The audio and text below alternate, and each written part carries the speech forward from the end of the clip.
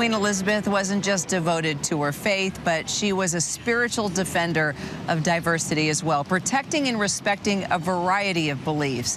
Her funeral today filled with a wide array of religious leaders and representation from churches all around the kingdom, and that would include the Methodist Church. It's fair to say that we were blessed every day to be able to work out of the Methodist Central Hall just in front of Westminster Abbey here with the support of the Reverend Tony Miles, Superintendent Minister. Thank you so much for being here with us. Well, Kira, it's been wonderful to have you with us in our building, helping to bring this wonderful occasion as we've celebrated the life of our Queen to, I think, 4.1 billion people around the world. Isn't that amazing? Yeah. And she actually, as a little girl, came into Methodist Central Hall here, yes? Yes, we're situated just opposite the Abbey, a Methodist church, and she came in 1937. She would have been about, 11 years old at the time, and that wasn't the first of her visits. She's visited on a number of occasions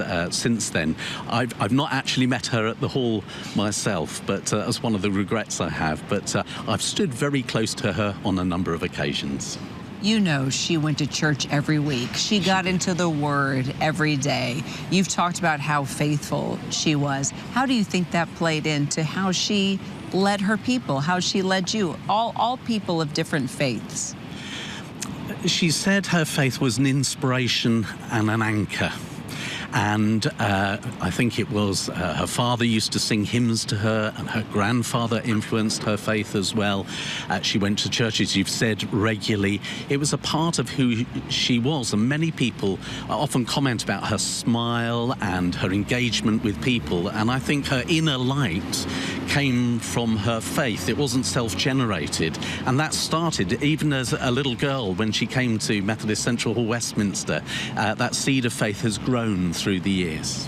And, you know, talk about diversity. Gandhi, Martin Luther King Jr., Winston Churchill, all came here to your Methodist Central Hall. Today, we noticed even this morning, you could come in and meditate, and you had these prayers. Thank you for the life of Elizabeth, our Queen, for the way that she was an example of duty, care, and servanthood. I mean, a beautiful prayer, a moment to be still, a moment to breathe, a moment to remember. How are you going to remember her faith and how that played into the lives of the people here in the UK? My personal remembrances from a child is listening to her Christmas broadcasts, of course.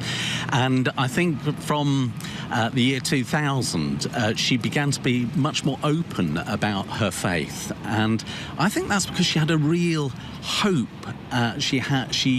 She knew what she believed in, and her funeral service, which of course they've been putting together for about 20 years, and she had a hand in that service. You could see right from the beginning, speaking about resurrection. That last hymn, which happened to be a Methodist hymn, Charles Wesley, change from glory into glory, till in heaven we take our place, till we cast our crowns before you, lost in wonder, love and praise. Is that, was that the moment for you where you felt her and what she represented, or was there something else that stood out to you? All the way through the service, I was thinking of how at her coronation, before she did anything, she kept a time of silence after she made her vow. And I was just thinking about how that has sustained her, how she took seriously being the defender of the faith over all those years, and just seeing how faithful that service was. Yes, it was a time of grieving for the family and people praying for them at this particular time. But I think they know where she believed she was going, and I think Charles, who shares that faith, will be blessed by the service, although it was terribly hard. You mentioned her Christmas broadcast. Explain to our viewers. It sounds so old school. You think back in the day, you know, when Winston Churchill got on the mic, you know, and announced things to the people. I mean, that's what she did through all the years, right? She sat in her study. I mean, you'd better tell me the right language, but and gave her message, yes? She did, and she was very involved in things, although she respected people of different political parties and different beliefs and different faiths. She had something at her core which I think shone through her, and that brought people together. And we've seen that today at the funeral, how people have been drawn together, different backgrounds, cultures, ages.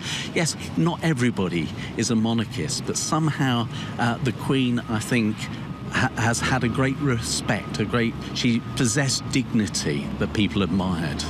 And you and other leaders of faith said she had a tolerance, an unbelievable sense of tolerance, and that she wanted all faiths to respect each other. Why do you think that is? She was Queen of the Commonwealth. She had a lot of experience going around the world. She would have encountered people not with just the Church of England, but other flavours of Christianity, but also other faiths as well on her travels. I think within this country, it's a multicultural country. We have many faiths here. One of the memories I have, I used to attend the Commonwealth services at which she would be present, and she would invite not only Christian leaders but other faith leaders to be part of, and many churches don't have multi-faith worship, but she invited other leaders to say a prayer, and I think that was nurturing a tolerance, a respect, because she was a spiritual person, and I think she respected the spiritual search. Look, for 70 years and never losing your cool in public is pretty darn remarkable. You have to have some sort of connection with a higher power, yes? She must have done. I'm sure she did lose her cool, but she was very, very good at not doing it in public. It was behind palace doors, let me tell you. Thank you so much, Reverend Tony Miles. What a pleasure. And thanks again for letting us work in the beautiful and historic Methodist Central Hall. It was amazing. Kira, it's been a pleasure to speak to you. Thank you. Hi everyone, George Stephanopoulos here. Thanks for checking out the ABC News YouTube channel. If you'd like to get more videos, show highlights, and watch live event coverage, click on the right over here to subscribe to our channel, and don't forget to download the ABC News app for breaking news alerts. Thanks for watching.